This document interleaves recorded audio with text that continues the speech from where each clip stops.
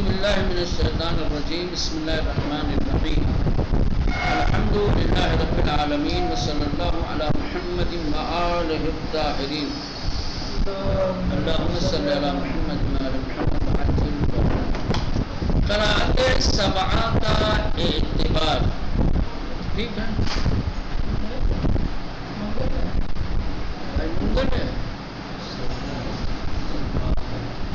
قرأت سبعہ کا اعتبار، اس کے اوپر اچھی خاصی بحث ہو چکی ہے. اوپر آج جو قرأت سبعہ کا اعتبار اس عنوان سے بحث کر رہے ہیں، تو یہ نماز میں کیا ہے، کون سی قرأت معتبر ہے؟ کیا نمازی کے لیے ضروری ہے کہ وہ 7 قرأتوں میں سے کسی ایک قرأت کے مطابق قرأت کرے تب اس کی نماز صحیح ہوگی یا نہ؟ اگر ایسی قرأت کا انتخاب کیا جاتا ہے کہ جو قرأت لوگوں کے بیچ، لوگوں کے درمیان رائج ہے، تب بھی کافی ہے. ٹھیک ہے، فقہا نے 7 قرأتوں کو معتبر مانا ہے یا نہیں مانا ہے، یہ سمجھ رہے ہیں نا. فقہا کی نگاہ میں، فقہا کی نظر میں قرأت سبعہ کا اعتبار ہے یا نہیں ہے. کہہ رہے کہ قرأت سبعہ حجت اور معتبر ہیں کہ نہیں. کیا نمازی ان میں سے جسے چاہے اپنی نماز کے لیے انتخاب کر سکتا ہے؟ اگر زیادہ تر فقہا کا جواب مثبت ہے. اکثر فقہا نے یہ فتویٰ دیا ہے اور یہ حکم دیا ہے کہ نمازی 7 قرأتوں میں سے کسی ایک قرأت کا انتخاب کر سکتا ہے، اس کی نماز صحیح اور مجزی ہوگی. اب یہاں سے فقہا کے نام: سید محمد قاسم یزدی تابصرہ، بہت بڑی شخصیت ہے شیعہ فقہا اور علماء سے، جن کی فقہ کی کتاب ہے قروۃ الوثقیٰ. کیا ہے؟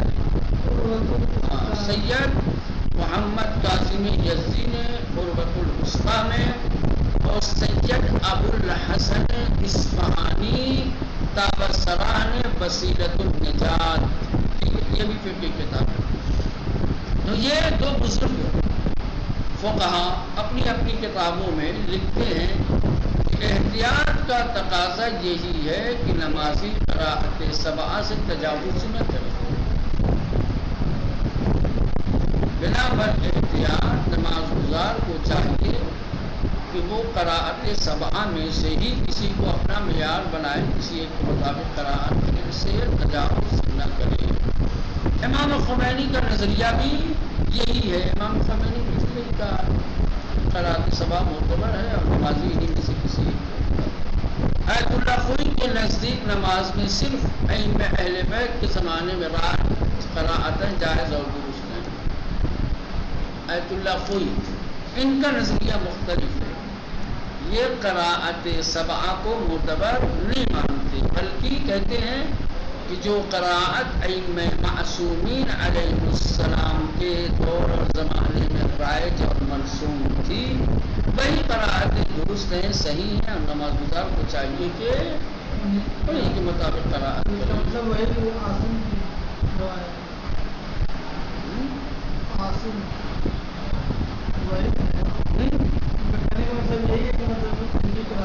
ہاں، یعنی 7 معتبر نہیں ہے، 7 میں سے صرف عاصم والے معتبر، کیونکہ وہی صحیح السند ہے اور وہی اہل معصومین علیہ السلام والی قرأت ہے.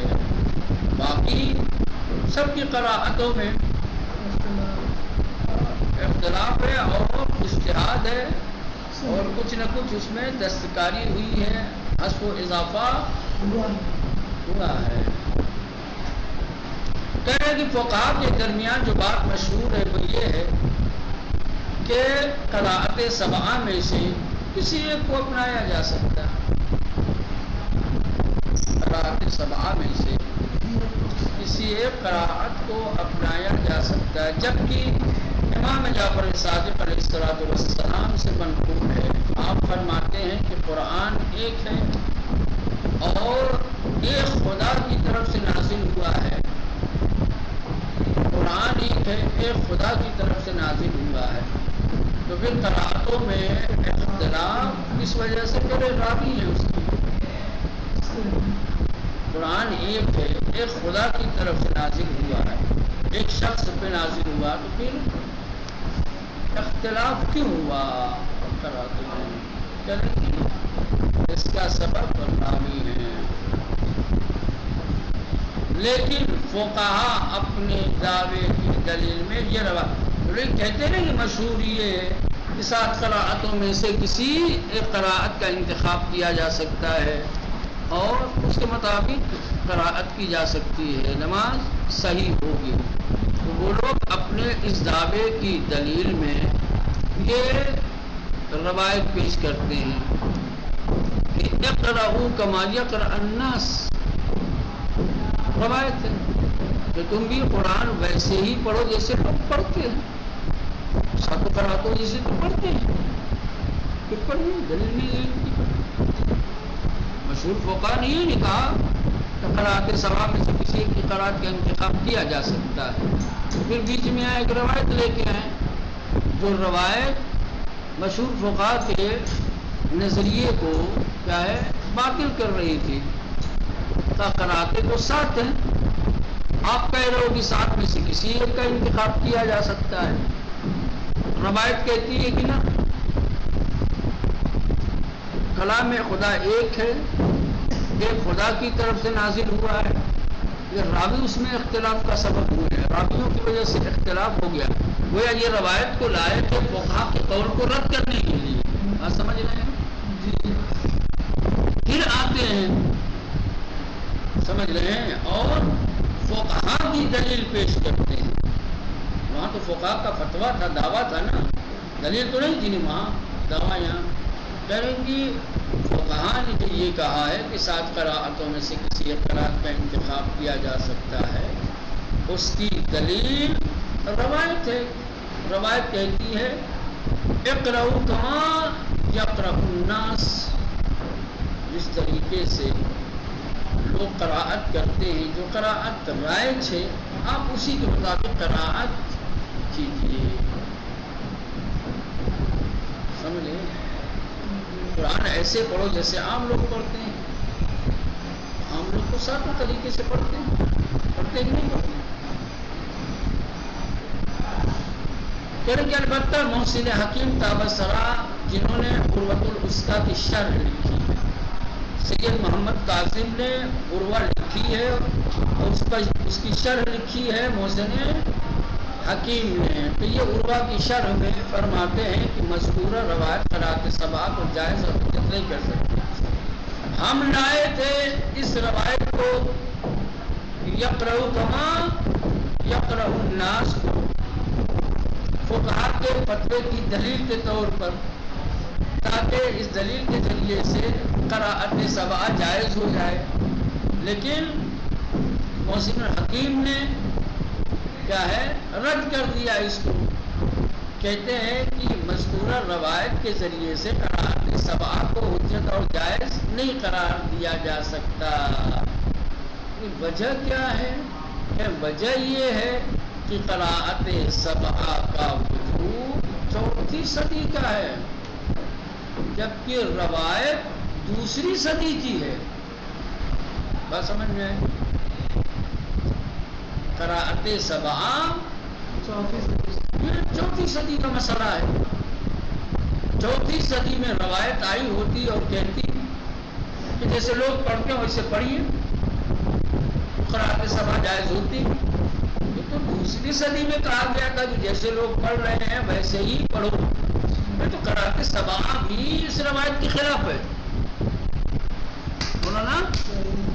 خود یہ قراءت سبع جو روایت فقہا کی حمایت میں اور ان کے فتوے کی دلیل کے طور پر لوگوں نے پیش کیا، اتفاق سے یہی ان کے فتوے کی رد کر رہی ہے روایت، اور قراءت سبع کو مردود قرار دے رہی ہے۔ فقہ کتنے دقیق ہوتے ہیں، ایسے فقیہ نہیں بنتے، فتویٰ ایسے ہی نہیں دیتے۔ کہہ رہے ہیں کہ قراءت سبع چوتھی صدی میں وجود میں آئی۔ قراءت سبع کا مسئلہ چوتھی صدی کا ہے، اور اوپر جو روایت ذکر کی گئی ہے یقرأ کما یقرأ الناس، یہ حدیث دوسری صدی میں صادر ہوئی۔ اب کہنے کا مطلب یہ ہے کہ دوسری صدی سے پہلے یا دوسری صدی کے کچھ بعد تک جیسے لوگ قراءت کرتے تھے، یا دوسری صدی تک جس طرح سے لوگ پڑھ رہے تھے، جیسے قراءت کر رہے تھے، اس کے جواز کو پیش کر رہی ہے، نہ کہ 200 سال بعد کی قراءت کا جواز پیدا ہے نا۔ بات سمجھ میں راغب؟ ہاں، کہنے کی جو روایت پیش کی گئی ہے فقہا کے فتوے کی دلیل بنا کر کے، انہوں نے کہا قراءت سبع حجت ہے، معتبر ہے، کسی ایک کی قراءت کے مطابق قراءت کی جا سکتی ہے، تو یہ محسن حکیم نسخہ میں لکھتے ہیں، فرماتے ہیں کہ اوپر جو روایت ذکر کی گئی ہے اور جس روایت کو پیش کیا گیا ہے قراءت سبع کو جائز قرار دینے کے لیے اور اس کی حجیت کو ظاہر کرنے کے لیے، لیکن اس روایت سے قراءت سبع کی حجیت اور اس کا جواز ثابت نہیں ہوتا، کیونکہ قراءت سبع چوتھی صدی ہجری میں آئی ہے اور روایت کا تعلق دوسری صدی ہجری سے۔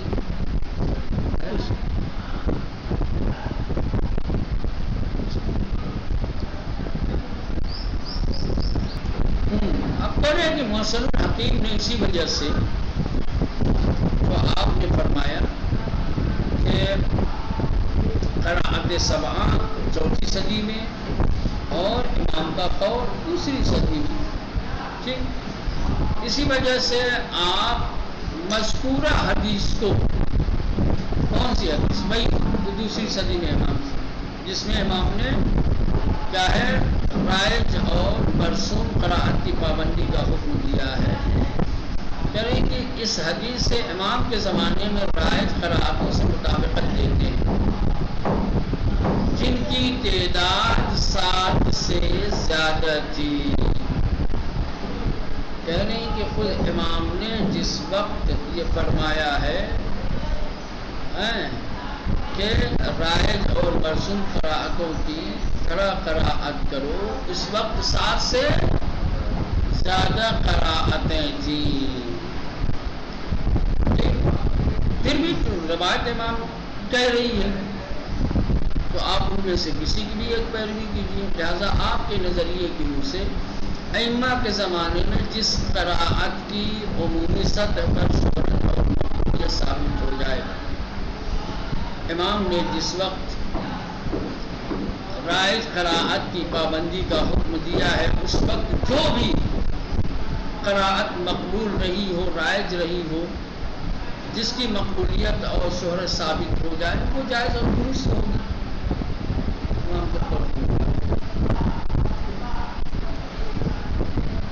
کہہ رہے ہیں کہ اس سلسلے میں ہمارا اپنا نظریہ یہ ہے کہ اللہ کی جانب سے اس کے رسول پر نازل ہونے والا قرآن ایک تھا، اور وہی قرآن ہے جو آج تک لوگوں کے پاس محفوظ ہے، اس میں تو کسی کو شک ہی نہیں ہے، نہ کسی کو اختلاف ہے۔ اختلاف قراءت میں ہے نا، کہہ رہے ہیں کہ صحیح قراءت وہی ہے جو نسلاً بعد نسل رسول کے ذریعے لوگوں تک پہنچی ہے، وہ ایک قراءت حاصل سمجھ رہے؟ کہہ رہے ہیں کہ صحیح قراءت وہی قراءت ہے جو نبی کریم کے ذریعے سے، نبی کریم سے ہم تک نسل در نسل منتقل ہوتی ہوئی چلی آئی ہے۔ اس قراءت میں اور قرآن کے ذاتی نظریات و اجتہادات پر مبنی قراءت میں زمین و آسمان کا فرق ہے۔ کہہ رہے کہ وہ قراءت جو نبی کریم کے ذریعے سے نسل بعد نسل ہم تک منتقل ہوئی ہے اس میں، اور ان قراءتوں میں جن قراءتوں میں قاریان قرآن نے اپنے نظریات اور اپنے اجتہادات کو شریک کیا ہے، شامل کیا ہے، زمین آسمان کا فرق ہے۔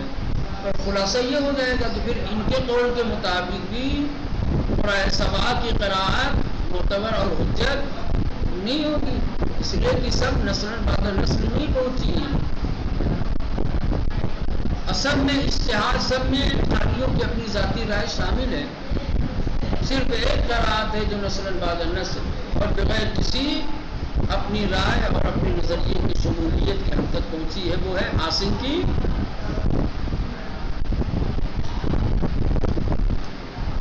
امام بدر الدین زرکشی البرہان جلد نمبر 1 صفحہ نمبر 318 اور آیت اللہ خوئی البیان صفحہ نمبر 173 جیسے بزرگوں کا نظریہ ہے کہ قرآن اور قراءت دو الگ الگ حقیقتیں ہیں۔ قرآن ایک الگ مسئلہ ہے، قراءت قرآن الگ مسئلہ ہے، دونوں الگ الگ حقیقتیں ہیں۔ قرآن پیغمبر پر نازل شدہ وحی ہے، جو وحی کے ذریعے سے اللہ کے رسول پر کلام نازل ہوا تھا، وہ قرآن ہے۔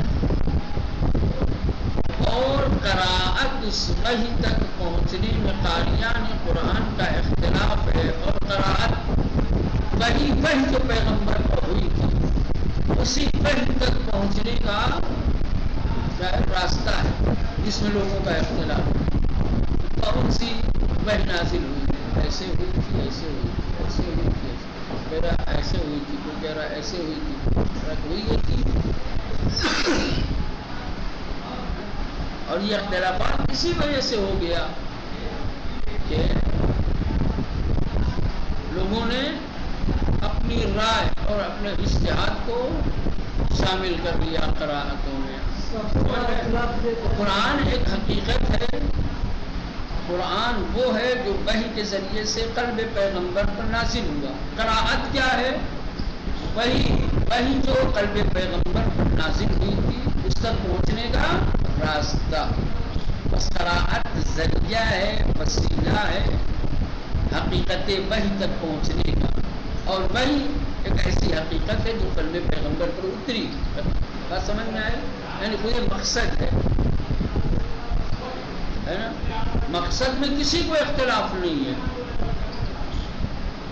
حقیقت قرآن میں کوئی اختلاف نہیں ہے، اختلاف ہے قراءتوں میں، راستوں ہے نا۔ جیسے یوں کہا جائے مثال کے طور پر کہ بھائی فلاں چیز جو ہے حقیقت میں دلی ہمارے ملک کی راجدھانی ہے، ٹھیک ہے، دلی دارالحکومت ہے، ہندوستان راجدھانی ہے، یہ حقیقت ہے، سچائی ہے، کوئی اس کا انکار نہیں کرتا۔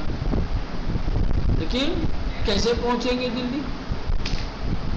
کون سا راستہ ہمیں دلی تک لے جائے گا؟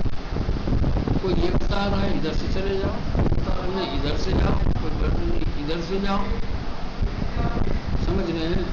یہ بالکل ایسے ہی ہے، دلی حقیقت ہے اور اس تک پہنچنے کے تو راستے ہیں وہ مختلف ہیں، بس ویسے ہی ہے۔ قرآن حقیقت ہے، مرکز ہے، ٹھیک، قراءت راستہ ہے اس حقیقت تک پہنچنے کا۔ بیان کر راستہ کوئی چلا جاؤ، چلے جاؤ، وہ پہنچا تو رہا ہے نا وہ راستہ۔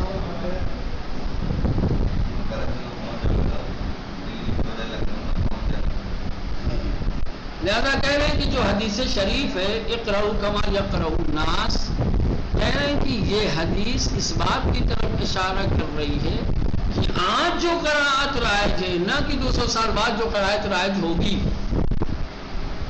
سمجھ رہے ہیں؟ لہذا اس حدیث سے یہ اشارہ ملتا ہے اور یہ ثبوت ملتا ہے حدیث یہ بتانا چاہتی ہے کہ آج لوگوں کے درمیان جو قراءت رائج ہے اور جو رسول اکرم سے میراث کے طور پر ملی ہے، یہ شرعی طور پر قراءت حجت ہے۔ ماضی کی تاریخ میں ہاتھ سے لکھے ہوئے قرآن ہوں یا گزشتہ چند صدیوں کے چھپے ہوئے قرآن ہوں، تمام اسلامی ممالک میں بالکل ایک جیسے ہیں، اور وہی حفظ کی قراءت ہے جسے سارے مسلمانوں نے تسلیم کر لیا۔